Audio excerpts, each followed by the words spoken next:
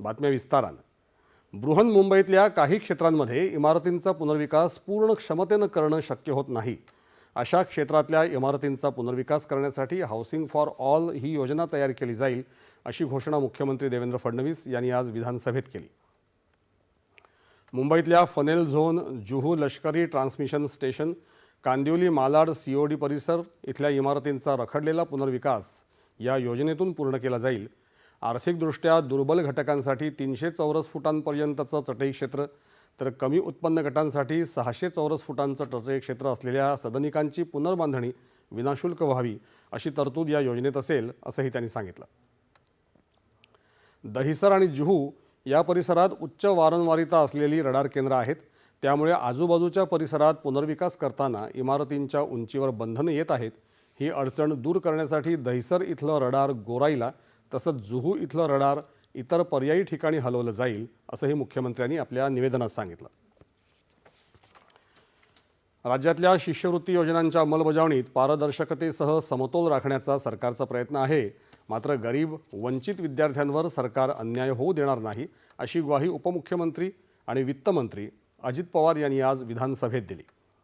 बार्टी, सारथी आणि महाज्योती संस्थेमार्फत मागील 3 वर्षांपासून शिष्यवृत्ती रखडली असून विद्यार्थ्यांमध्ये असंतोष निर्माण झाला असल्यानं याबाबत कोणती कारवाई शासनानं केली, असा प्रश्न आमदार डॉक्टर नितीन राऊत यांनी उपस्थित केला। त्याला अजित पवार यांनी उत्तर दिलं। बार्टी, सारथी, महाज्योती अमृत या संस्थांच्या फेलोशिपसाठी PhD नोंदणी एकाच परिवारातील 5-5 जण करत आहेत, त्यामुळे खरोखरच त्यांचे विषय कोणते आहेत आणि त्यांच्या संशोधनाचा फायदा होणार आहे की नाही, हे पाहण्याचा निर्णय शासनानं घेतला आहे। विद्यार्थ्यांची निवड गुणवत्तेच्या निकषांवर केली जाईल। हे करताना कुठल्याही वंचित वर्गावर अन्याय होणार नाही, याची दक्षता घेतली जाईल, असं ते म्हणाले।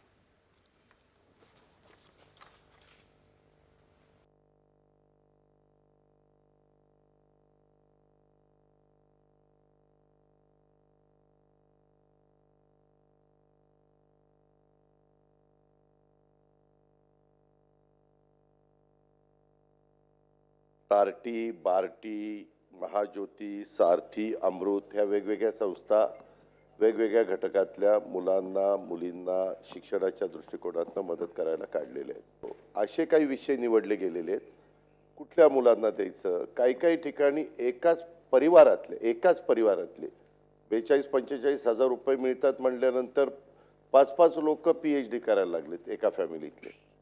आणि मी मधीच माहिती घेतली तर ह्या ठराविक विद्यार्थ्यांच्या करता कित्येकशे कोटी रुपये जात आहेत आणि 4 लाख विद्यार्थ्यांच्या करता म्हणजे ह्यांच्या करताच रक्कम इतकी मोठी जाते आणि बाकीच्यांच्या करता अतिशय म्हणजे 50% पेक्षा जास्त रक्कम इकडे जायला लागल्यात आणि विद्यार्थ्यांची संख्या कमी आहे।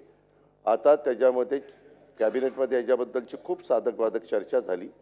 शेवटी कॅबिनेटने हा निर्णय घेतला की एक कमिटी नेमायची चीफ सेक्रेटरीच्या अध्यक्षतेखाली आणि साधारण बार्टीच्या किती विद्यार्थ्यांना मेरिटच्या दरवर्षी ज्याच्याकरता ॲडमिशन द्यायची, सारथीच्या किती विद्यार्थ्यांना द्यायची, त्याला आम्ही लिमिट घालणार आहे। त्यात पण आपण मेरिट लावतोय आणि राऊतसाहेब तुम्ही आपण एकत्र काम केलेलं आहे, त्याच्यावर तुम्हालाही माहिती आहे मी कधी कुठल्याही घटकावर अन्याय होईल अशा प्रकारची कुठलीही गोष्ट करत नाही।